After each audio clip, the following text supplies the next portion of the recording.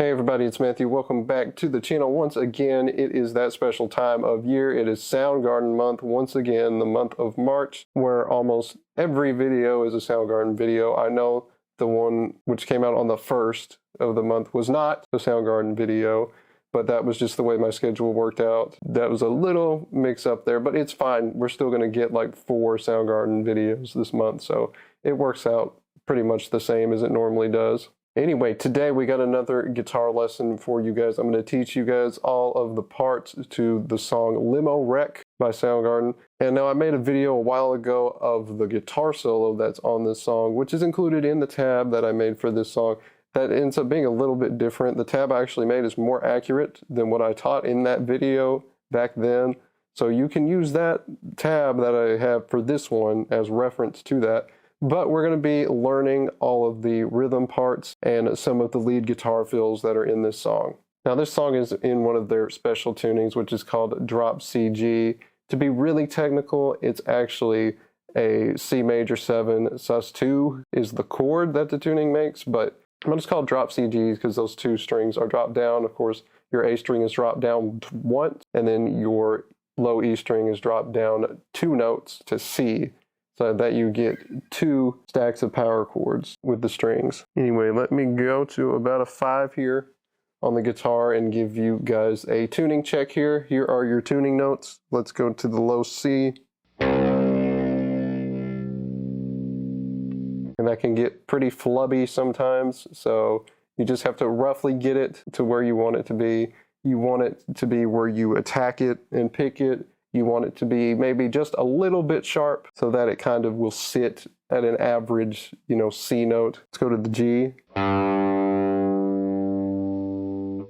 D. G again. A B.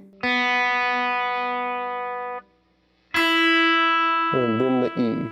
So the way this tuning works is pretty convenient because you get those 2 drop strings on the bottom, and then the rest of your strings are normal tuning, so you can use your usual shapes for doing lead and soloing, even though you have these 2 low strings that are different from normal. So it's pretty intuitive. All right, let's talk about some other housekeeping with this song, which is the time signatures and the counting with it. So the thing that's different about this song is every section is in some measure of 8. So we're counting in 8th notes here. We're not talking quarter notes like you would in a typical 4/4 time signature. We would be talking 8th notes like you would find in an 8/8 time signature. That's your baseline for that, of course. And to be specific with the time signatures in this song, you've got 12/8 to start, and then main verse is 15/8, and then there's also some 18/8 bars that are sprinkled in there. And now you can see at the top of the tab, it says counting 3s on 8th notes. So we're going to be counting like 1, 2, 3, 1, 2, 3, 1, 2, 3, 1, 2, 3. That's the best, most intuitive way to count this song. And if you look, the individual licks in each measure and phrase are set to be roughly in that 1, 2, 3 kind of set of notes. So each little lick is just 1, 2, 3, 1, 2, 3. So you play the lick 1, 2, 3. And then the next one starts on 1. So it's a very intuitive way to actually count this song, despite how crazy the time signatures do look. It's actually really simple to count once you know that trick. Let's take a look at this intro riff here. I'm usually going to play everything twice in here, but when I tell you how many times it's played, I'm going to be referring to a 1 measure usually.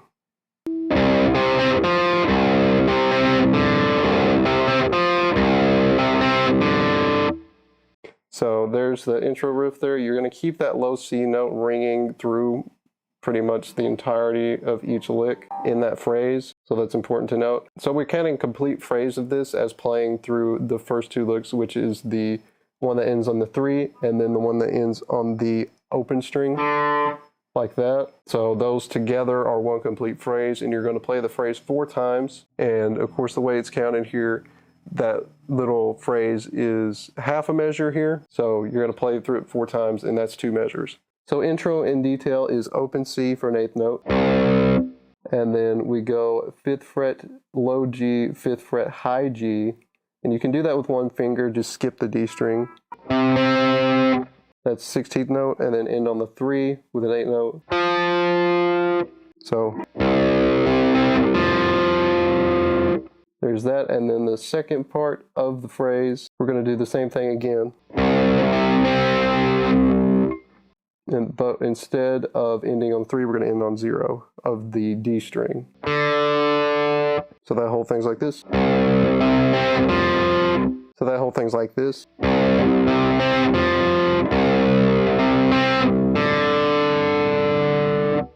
All right, let's go on now to the part that's labeled post-chorus, and you'll figure out why that's the case later, but let's go to it here.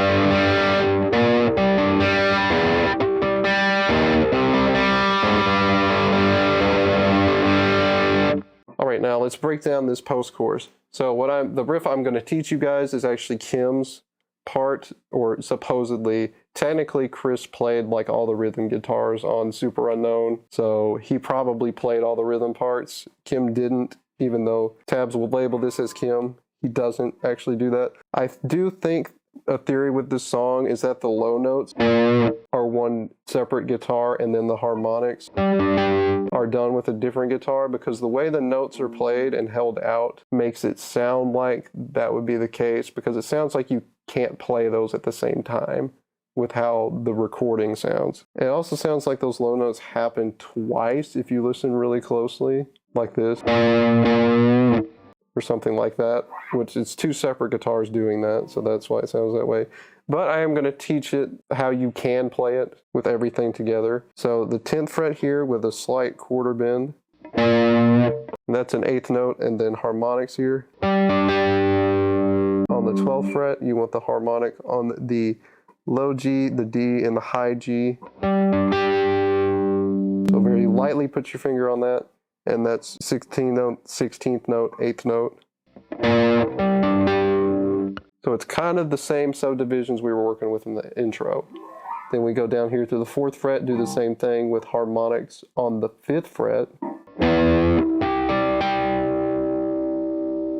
And then 3rd fret here, and that's not going to be bent. And then we're going to go 5th fret, low G and D, and open G. And then we're going to go 8th fret to 7th fret on the C.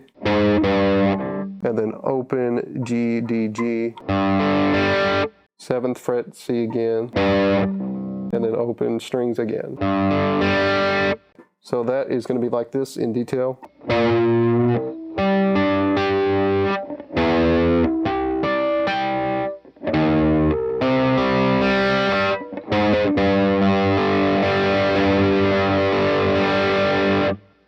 So there it is. The tricky part is going to be doing this here with your fingers on this 5th fret, because you don't want to mute this open. That's going to be your biggest obstacle with that. All right, so there it is. You're going to play through the whole riff 4 times here. And then after all that, we're going to finally be at the verse here, which is very simple. I'm going to play that twice like we've been doing for everything here.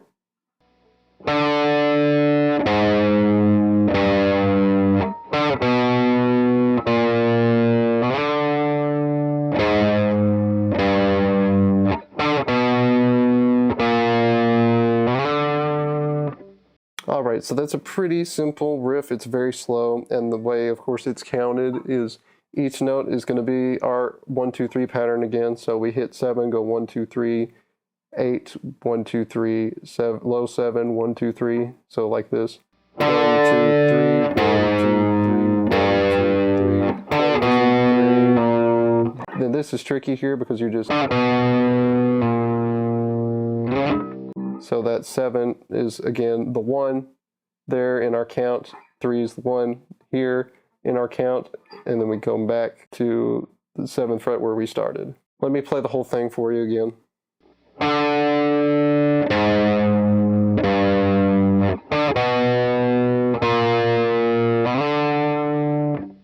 All right, there it is. Verse riff, very easy one to do there. And by the way, you're going to play that verse riff 4 times, except on the 4th one, your ending is going to be different. We're extending this bar here a little bit to 18/8 instead of 15. And for the last time through, you're going to do this instead.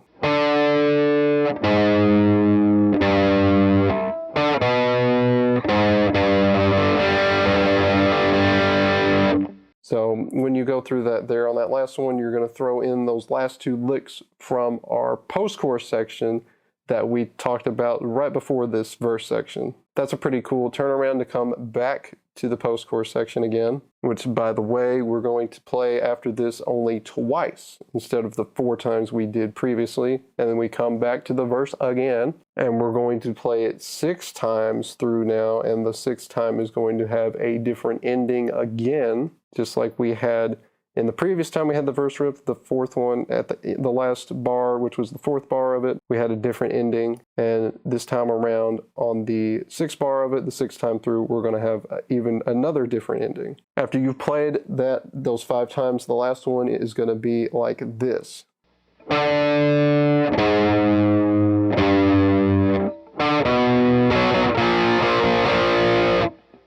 So that's how you're going to play that, because we're about to transition into the chorus now. Before we move on, let me break down that ending part. So we go through this part like we showed before. So we get to here in the verse riff, and then it's going to be a power chord now. So we're going to do both the 4th fret of the low G and the D here, and we're going to go. So 16th note, 8th note, and then go to the 3rd fret and do this. So 8th note, 16, 16, 8th. Now I'm going to turn the volume up on the guitar because I've had it down for a little bit for these sections, because it does sound like it's not as loud through all the parts before the chorus, and then the chorus it's louder. So now let's play that chorus riff a couple of times here.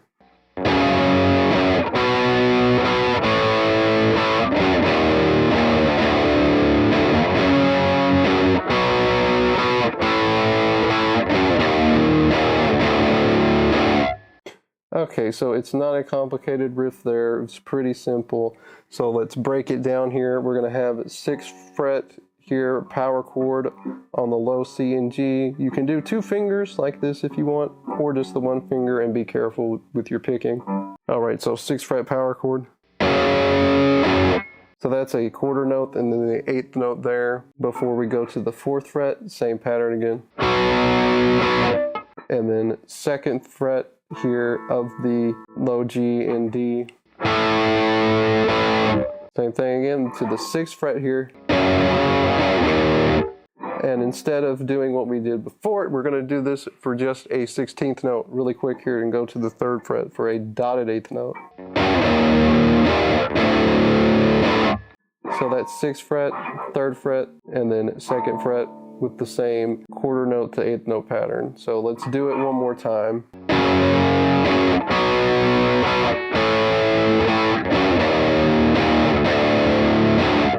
All right, and then our last bar of this, we're going to play this whole thing 4 times, but the ending of the 4th time is going to be a little bit different, and I'll show you guys that real quick. The ending is just going to be sliding up from this 2nd fret to this 7th one, so let's do that.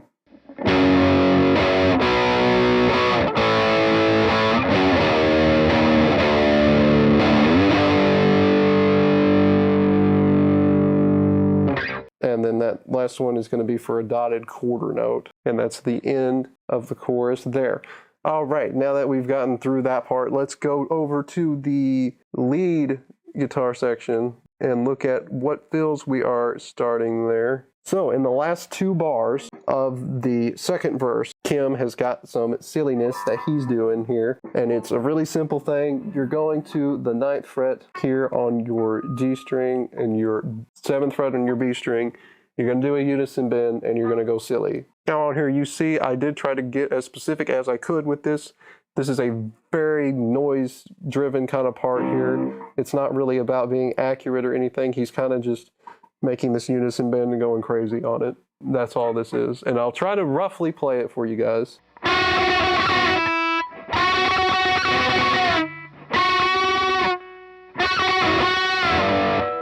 And then there's some slides that happen in there.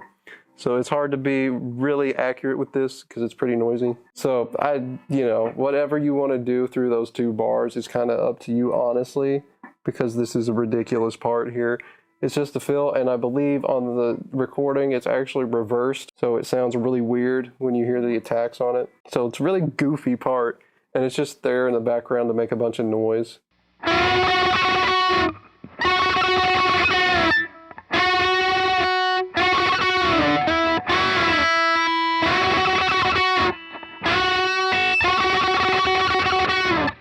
Alright, and then when we get to the chorus here, Kim has got another fill that happens underneath it. That's a fun little guy here. Let's go to that little guy and talk about it. Let's go ahead and play this guy here.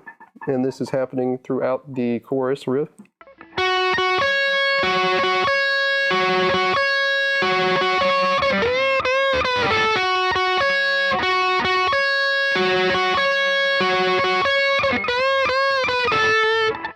Alright, so there is that fill roughly there.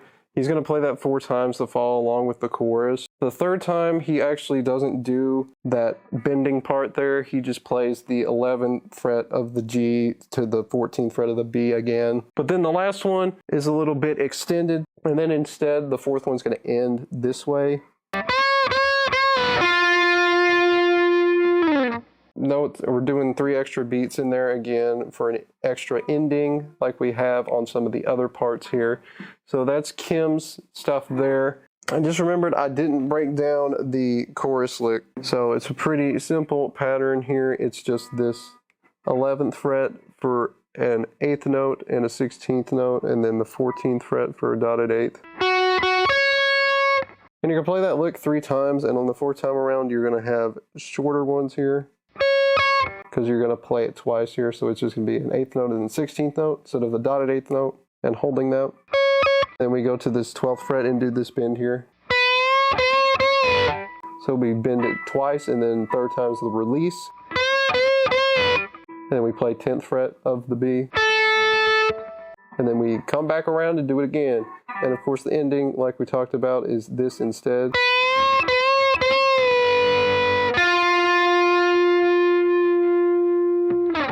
So real slow so you can see that bend there. So after that, what we're going to have here, we're going to do the post-chorus one more time again. For 4 bars, we're going back to the normal length, and this is why it's labeled post-chorus, because it happens after the chorus here, even though we get it 2 times before our chorus even happens. So we have that. We got the verse again for the 6 bars, like we talked about before, with the alternate ending to transition us into the chorus. As before, we've got the chorus again. That also means Kim's fill parts happen once again, and he gets even crazier on the end of his fill this time around with the unison bend on the 7th and 9th fret, right?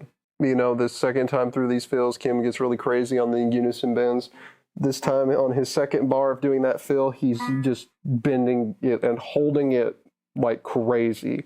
So he does it and then holds it for a bit. So he kind of just bends it up and holds it for like 6 beats or something crazy like that. Actually, it might be around 4 based on that. And then he does another quick one, hits it again without bending it a few times, and then just goes up and goes crazy for the rest of the bar. And then we go into the chorus. So it's a wild thing. Now, this 2nd time through on his chorus fill, though, we're doing something a little bit different here. On this 3rd one here on the tab, might be a slight mistake. I'll correct it before I send it out to everybody. So we're going to do our normal lick that we did before. So like this at the end. And then we're going to go to... That gets its own 6/8 bar by itself this time around, because we're going to have a new section that's going to come up here. And also as reference for this point here, I'm going to say real quick that we have the standard chorus riff and the rhythm like we did before. But when we get to the end, we're going to hit this 2nd fret here. We're not going to play the extra 8th note hit there. We're just going to play it for a dotted quarter note at the very end here. And then for that lone 6/8 bar that we just referenced, we're going to play this 1st fret.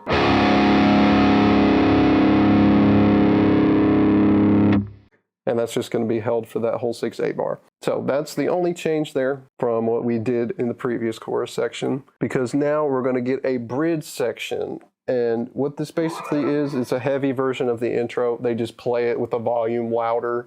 So we play the same intro that we talked about at the very beginning of this video, and we go through that and we play that whole thing for 4 bars. So you're going to play that complete phrase 8 times. So keep that in mind. Play the complete phrase 8 times. It's 4 bars of 12/8 here.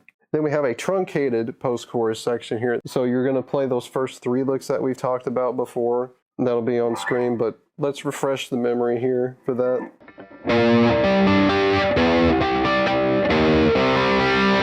So that part you're going to play again like you would normally do in the post-chorus, but instead the last part is going to be something like this. And there is a harmonic on the 7th fret that's being played. And I don't know if that is one guitar. I don't think it is. I think these parts were dubbed by separate guitars. So what I think is happening in one of the rhythm guitars is this.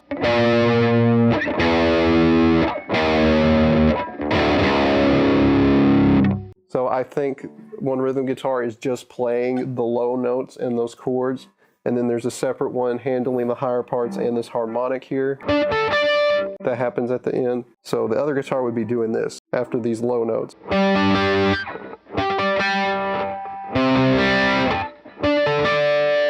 So one guitar that's separated with guitars, I think, because going from this to 7th fret harmonics with the note still sounding out on the recording how it does, you can't do that. You would have to do that as a separate guitar. So there's how that works there. And you're gonna, once again, we're playing through that riff a total of 4 times. Now we've got to talk about Kim here. He is doing something different that doesn't come in right away. This is a part that's not played until the 3rd time around on that post-chorus section. So underneath it, you're going to start this. And it's a pretty simple pattern here.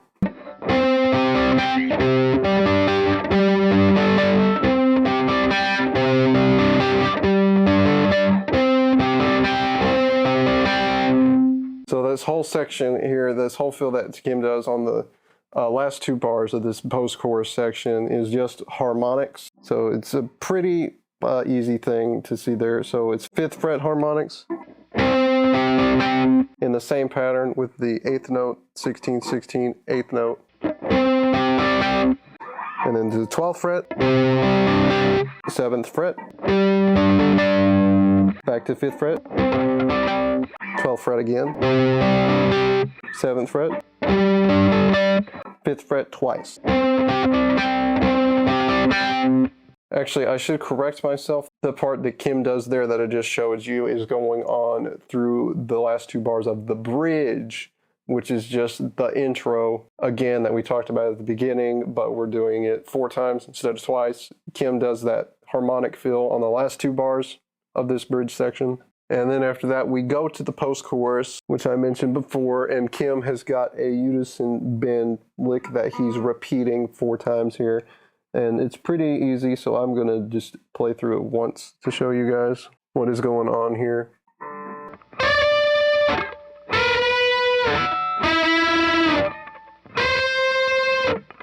So that is the whole lick, and he's going to do that for all 4 bars of the post-chorus.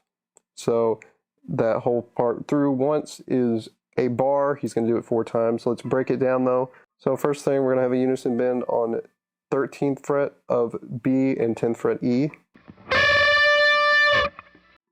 And then we're going to go over to 10th fret of the B, 7th fret E.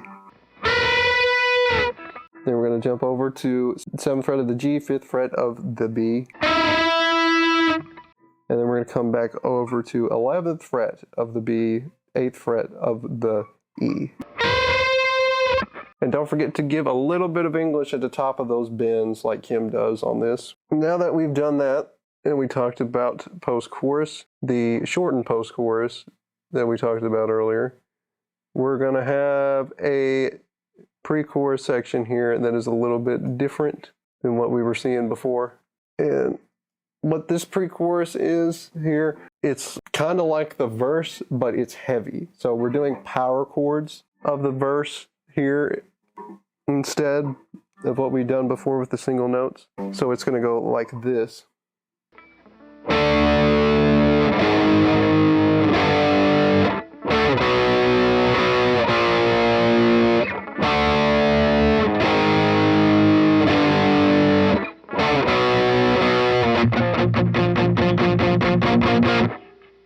Okay, and as you can see, we're going to play it twice here, and that's going to be it, and the end of that little verse variation there before the final chorus comes in is going to be just these muted chords here. In the main rhythm, it's muted. I believe it's the power chord muted. And you slowly come off of it until the very end there, like that. So that's a simple technique. So it's power chords of the verse again. So 7th fret of the G and B, or of the G and D there, and then we go 8th fret, 7th fret of the C and G, back to 7th fret, G, D, and we go to the 4th. Play it again though, go to the 3rd.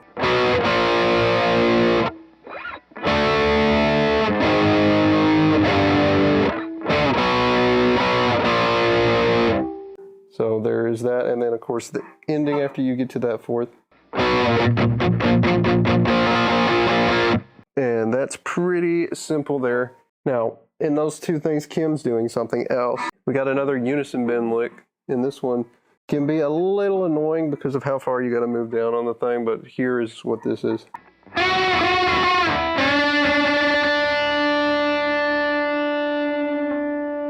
Okay, so that's pretty simple. We go from that unison bend there, we do it a few times on 8th notes. And then go to here on the 5th fret and the 3rd fret. Give it a little bit of English at the top and then hold it. So there is that. He's going to do that thing twice. But on the second time around he does it, he's going to go to these palm muted chords on the 3rd fret of the G and D that we did earlier in the rhythm section. Kim also does it. So there you go. That's how you, in that, remember that one's an 18/8 bar, so that second bar there is extended so you can have that different ending there. And then as we did before, we're gonna go to the chorus. Ooh boy. And this time this is an extended chorus. It goes 1, 2, 3, 4, 5, 6 bars. And then we end on that 1st fret power chord that we saw earlier. And through this whole thing, Kim's going to play his normal chorus fill that he's done before twice. And then he's going to go to the solo for the last bars of the song. And with that, guys, we've gone through all of the rhythm and lead fill parts of Limo Wreck by Soundgarden. Don't forget to grab the tab from the links in the description to follow along with the lesson. It really makes a lot more sense if you grab those and follow along. And so hopefully you guys enjoyed this video. Like and subscribe if you did. Of course, don't forget to click the bell so that you know when a new video is out on the channel. And with that, I will see you guys next time in another video. Have a good one.